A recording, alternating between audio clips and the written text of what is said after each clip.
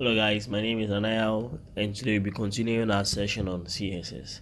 So today's session I'll be talking about elements and classes. Okay, so elements and classes. Elements and classes. So when we see an element what it does is it brings tags together and performs decorations on the tags or adjusts the way the tags looks or how the tags should be like. Same applies to classes, but with the element it works on a specific tag. An example is if I'm having a paragraph tag or in a body I have something like P and I have another P and I have another P. So what the element does is it can only take this P and work on the P, or take this P and work on the P. That is what the element does. But compared to the class, what it does is it takes everything in the P and works on them. And I'll explain into details. Elements can sometimes perform similar functions as classes, but it is advisable one assigns the functions of these two to each other. So let us work on the elements first. So first of all, to establish an element or to create an element, an example is if I want to change the color of the middle one, all I'll do is in the first tag I'll just write ID to brackets. Maybe I'll do it Nana and I'll save is Ctrl+S. So in my style session I'll just do hashtag Nana. So if I write Nana background color and I do it pink, I save it, I come here, I load it. As you can all see, it changed here to pink. And if I also name here as ID Abena and I come Abena background color, sorry, orange, save, I load, you can all see it changed it to orange. So that is the function of the element. Okay, let us come to the class. With the class, instead of us writing an ID, all you will do is you rather write class Nana, and instead of hashtag we'll bring dot. Save it. Let us change the color to something like blue.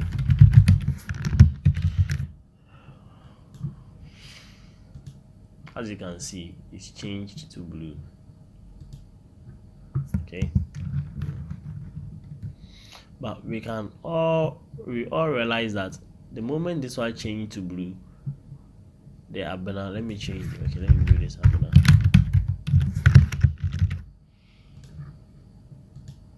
Okay, so at the long run it's like they all perform the same function, but the reason why these two are different, is that an example is the body. All these are in the body, right? So let me clean these ones. So in case I want to change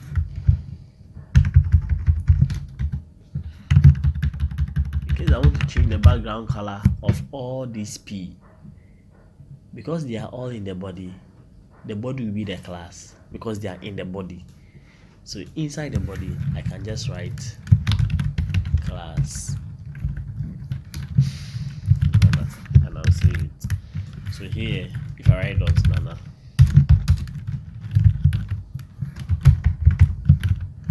background color pink.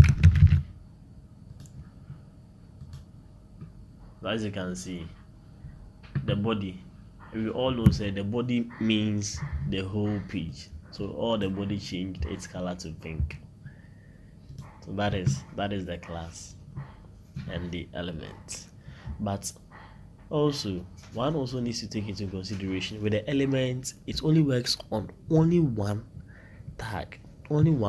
It is advisable one works with an element or one write an element to affect only one specific tag whilst class affects multiple tasks. As we continue moving forward, you'll be learning a lot of things about CSS that will enlighten you more or broaden your knowledge on CSS. Okay, so let us further on go to the next topic called the div and the span. Div means divider. I'll explain these two to you guys. Okay. First of all, let me write some codes and then I'll explain it to you. Div.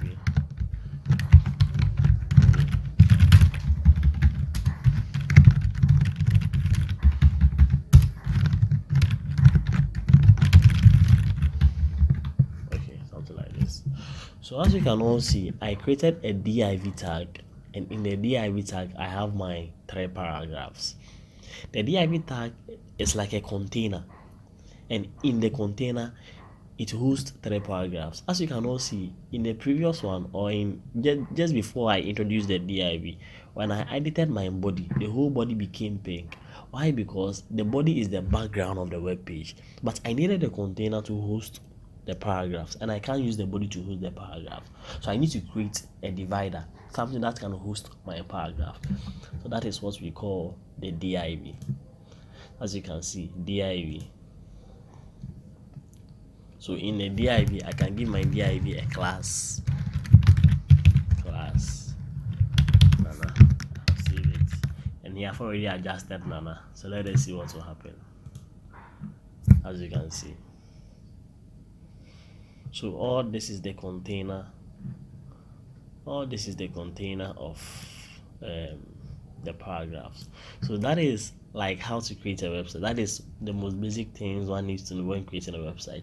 So mostly when what one sees it, if you visit a website, everything has been segmented into pages and containers. So in a first page, like the home page, you can see one container, that is the navigation bar. You can see the main page, so on and so forth. So everything is container arranged with CSS, and that is how to create the basic steps in creating a website. But there is also one thing I want you guys to really see. As you can see with the div, when I change the background color, you can see that the length is from, it almost reaches the width of the monitor. That is one function of the div. The div doesn't take into consideration the length of content in the container. It just enlarges it to reach the length of the monitor, compared to another form called span. What span does is span takes into consideration the length of content in the container. So if I do span and I save it, sorry, SVAN.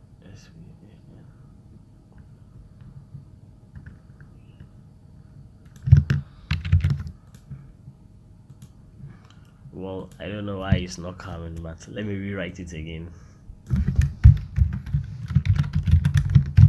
Span.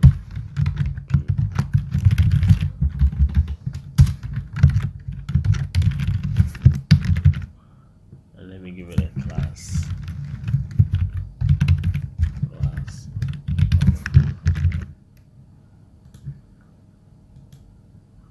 Okay, I don't know why it's not coming. Then I'll talk about it later. But the main function of span is span takes into consideration the length of content in the container, and it adjusts any correction or any adjustments we perform on the container. It takes into consideration the length of content in the container and adjusts it alongside whatever we do. That is the function of span, and I'll be talking of it more. Okay, so I think that brings to an end of today's session. And I think that's all we need to know about CSS. The rest of CSS, it is better we use Visual Studio Code, because CSS is plenty. As I said earlier, it's so many to the extent that we can't learn everything. So the best thing is we need to know the basic things. Basic things like the most basic things in CSS is the color, the font, the width, the height, margin. The margin is the invisible box or invisible box that covers the content. An example is here when I did the div,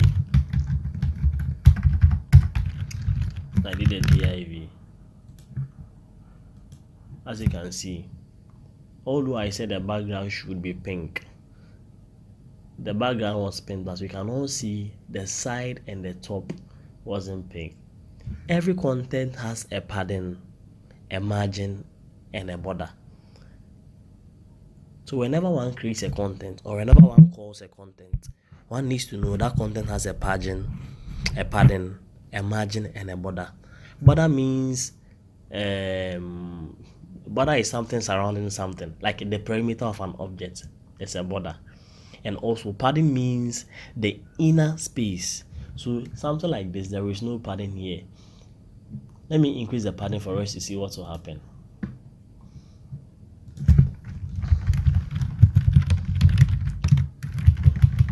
Padding 30%. So as you can see, so the padding is the inner space. The border is the outer space. And we also have the margin. The margin is also the outer space, but margin is the outer space. So what it does is padding is the inner space. After that, margin is the outer space, and then border. But with the border, one needs to create the border to cover something. So like this, I can create a border for this one. Border. So I can maybe border 10 black. 10 solid black. As you can all see, it created a 10 solid black border around it. Okay. So in every container or in every object in HTML, there is the border, there is the padding, and there is the margin.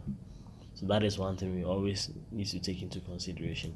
Now, I was talking of the basic elements we need to know in CSS, the most basic ones. That is what I've been using to create my website often. That is the most basic. The rest, I'm assuring, I don't remember everything. All I need to do is it comes in my head, I just type, and Visual Studio Code just reminds me. And I promise you, I've worked in a lot of places. I've worked with big people. Most of them use Google because our mind is not computer. That is the most difficult truth. There are tons of computer languages out there. If you are learning everything, you can't memorize everything. That is the sad truth. Okay, so in CSS you can, let me see, I said the font.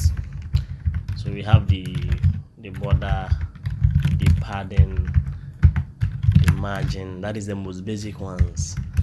So border, padding, margin, the width, the height, and the background, because mostly the background image is what mostly we use often. Background image, background position, background repeat. Background repeat means when you call a background image, do you want the image to repeat itself? Sometimes when you're using a background image, the image is too small, so the image repeats itself. If you don't want that, all you need to do is with the background repeat, you just say no, so that it won't repeat. And with the background image, it's like uploading an image onto your background. After doing it, just press URL, and then the location of your image. Let me see.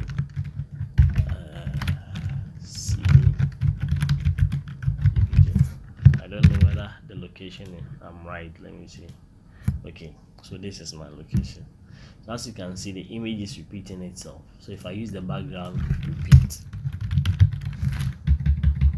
and I say no and I save it and I load it, hey, what am I saying? Sorry, no repeat, and I load it. So you can see the image didn't repeat itself again. But if you want the image to cover the whole screen, that one is also another thing we need to do, and we'll be talking about it as we keep on moving. Because if we move to the next language, or even before we go to the next language, there will be an assignment and we will do some practical work, and from there you all what we've learned, we just bring everything on board and we just be creative and do something better. But for now, the most important things you need in TSS is what I've told you. And as the saying goes, practice makes man perfect. So keep on pushing. Thank you very much, and thanks for your attention. And Happy New Year.